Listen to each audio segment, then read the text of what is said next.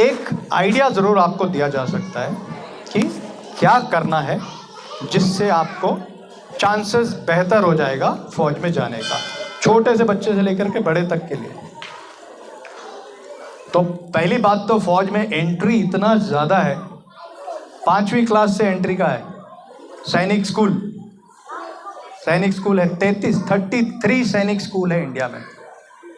अब वो सारे सैनिक स्कूल में बच्चे पढ़ रहे हैं, और कौन पढ़ रहे हैं बच्चे? हमारे आपके जैसे ही पढ़ रहे हैं, कोई दूसरा ग्रह से तो आए नहीं है वो, ठीक है। लेकिन अगर आपको छोटे बच्चे को जाना है, या पेरेंट्स को, माँ बाप को सोचना है कि मेरे बच्चे को तो पहले से ही मैंने सैनिक स्कूल में ही भेजना है, तो मैं बता दूं सैनिक स्कूल में उसका एंट्रेंस एग्ज़ाम होता है। 5वीं क्लास का बच्चे का एंट्रेंस एग्ज़ाम क्या हो जाएगा? वही होगा जो 5वीं क्लास में पढ़ाया जाता है ना। तो वो जो सिलेबस है वही रहता है, कोई एक्स्ट्रा सिलेबस नहीं होता है। लेकिन न्यूज़पेपर देखिए, आप लोग अपने मम्मी पापा को बोलो कि मेरे को सैनिक स्कूल जाना है, मेरे को राष्ट्रीय Indian military academy college Dehradun में जाना है। बहुत सारे कॉलेजेस हैं, बहुत सारे स्कूल्स हैं जिसमें 5वीं, 8वीं, 9वीं ये 3 क्लास में से बच्चे को लेते हैं। उधर पूरा ट्रेनिंग, रहना, खाना, हर चीज़ का फैसिलिटी, वो सब कुछ होता है। जैसे एक होता है टेरिटोरियल आर्मी, जो मैं इसमें किसी से बात कर रहा था। टेरिटोरियल आर्मी क्या होता है? वो बच्चों के लिए नहीं है। वो अगर आप 10वीं पास है तो साल में सिर्फ 2 महीना फौज में जाना है। वो 2 महीना के लिए फौज में आपको रखेगा, पहले ट्रेनिंग भी देगा, 2 महीने आपको काम कराएगा। उसके बाद में आप बाकी 10 महीने अपना दुकान में बैठो, अपना जो काम कर रहे हो करो। अगले साल फिर 2 महीने बुलाएगा। तो ये कॉन्ट्रैक्ट होता है, साल दर साल चलता है। बहुत लोग हैं, MS धोनी, महेंद्र सिंह धोनी भी टेरिटोरियल आर्मी में है, आपको पता होना चाहिए। वो पूरे साल क्रिकेट खेलते हैं, तो वो ऑफिसर रैंक में गए हैं। तो हर रैंक में वहाँ पे इसमें टेरिटोरियल आर्मी में आपके लिए मौका है। तो टेरिटोरियल आर्मी का एक है जो कि आप देख सकते हो, न्यूज़पेपर में आएगा। तो उसके अलावा मैंने बोला राष्ट्रीय मिलिट्री स्कूल, 6वीं क्लास के लिए मिलिट्री स्कूल। जो 5वीं पढ़ा हुआ है, 5वीं पढ़ रहा है या 5वीं पास हो गया है, उसको एडमिशन मिल जाएगा वहाँ पे, अगर एग्ज़ाम देगा तो। और वो राष्ट्रीय मिलिट्री स्कूल कहाँ है? इधर बेलगावी में है, बेंगलुरु में है, चहल में है, धौलपुर राजस्थान और अजमेर। तो ये सारे स्कूल्स हैं जिसमें जा सकते हैं। उसके अलावा NDA है। अच्छा, एक नया जो निकला था अग्निवीर आप लोगों ने सुना होगा, बहुत उसका चर्चा हुआ था। अग्निवीर स्कीम में भी क्या होता है? 4 साल के लिए फौज में भर्ती, ठीक है। उसका भर्ती का जो भी निकलता है भर्ती का, उसमें अप्लाई करना पड़ता है अग्निवीर का। तो अग्निवीर भी 2 तरह का है। एक हो गया मैट्रिक वाला अग्निवीर, MR, उसमें जो 10वीं पास है वो ज्वाइन कर सकता है। तो अगर कोई बच्चा 10वीं पास है, अग्निवीर में जाना चाहता है, फ़ायदा उसका क्या है पता? हम 4 साल के लिए फौज में गए।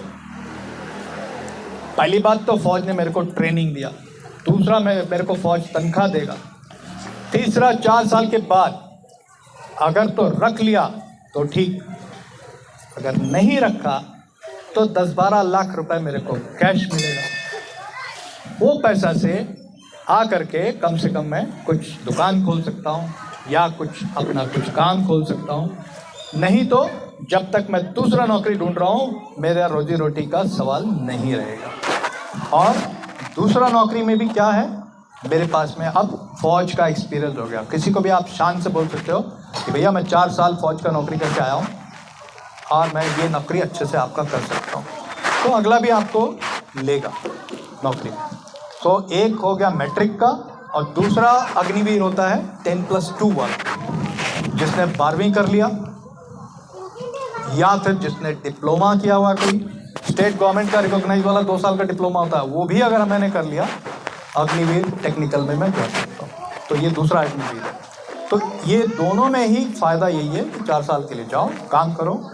25% जो लोग हैं, 1/4 लोग उसको फौज में ले लेगा, और बाकी को बोलेगा 10-12 लाख रुपए जो कैश बनता है आपका वो लीजिए और आप अपना काम शुरू करिए। ये सब सिस्टम, और मतलब मैंने जो मुझे खुद आप लोगों को बताने के लिए मेरे को जो पढ़ना पड़ा, तो मेरा खुद का ही आँख खुल गया। 18 से 20 तरह का एंट्री है जो फौज के अंदर है।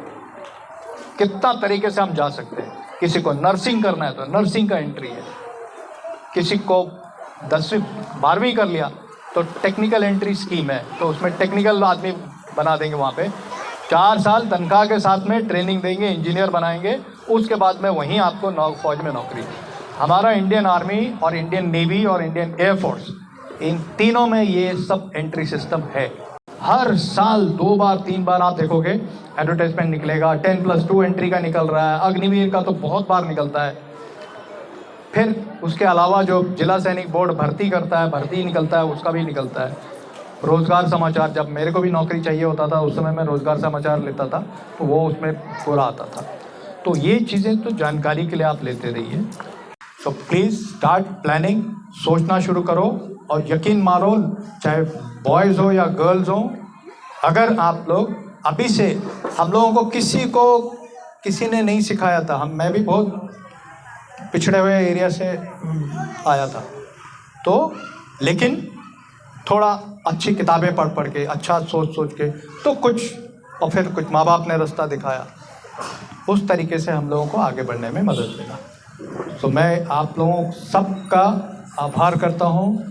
आप संतोष देसाई साहब का बहुत तहे दिल से आभार करता हूँ कि ये एक इंटरेक्शन का मौका दिया। अगर इसके बाद किसी को कोई खास लाइन में जाने का इंटरेस्ट है तो साहब के पास में आप लोग बता सकते हैं कि भाई मेरे को चाहे नर्सिंग में जाना है, मेरे को डेंटल ऑफिसर बनना है, मेरे को टेक्निकल में जाना है, मेरे को अग्निवीर में जाना है, भर्ती में जाना है, किस में प्लान करते हो, उसमें जो भी सहायता चाहिए मैं भी करूँगा। संतोष देसाई साहब के पास में और भी बहुत है सपोर्ट, तो सब तरीके से आप लोगों का मदद होगा। तो जस्ट अब से थोड़ा सा इस डायरेक्शन में सोचना शुरू करिए कि आपका भविष्य कैसे बनाना है। अपने आप कुछ नहीं बनेगा, अपने आप स्कूल चलता रहेगा, खेल भी होता रहेगा, पढ़ाई भी ख़त्म हो जाएगा, उसके बाद में नौकरी की तलाश भी शुरू हो जाएगा। लेकिन अगर पहले से अभी से सोचना शुरू किया, यकीन मानना बहुत मदद मिलेगा आप लोगों को लाइफ में। Thank you so much, thank you.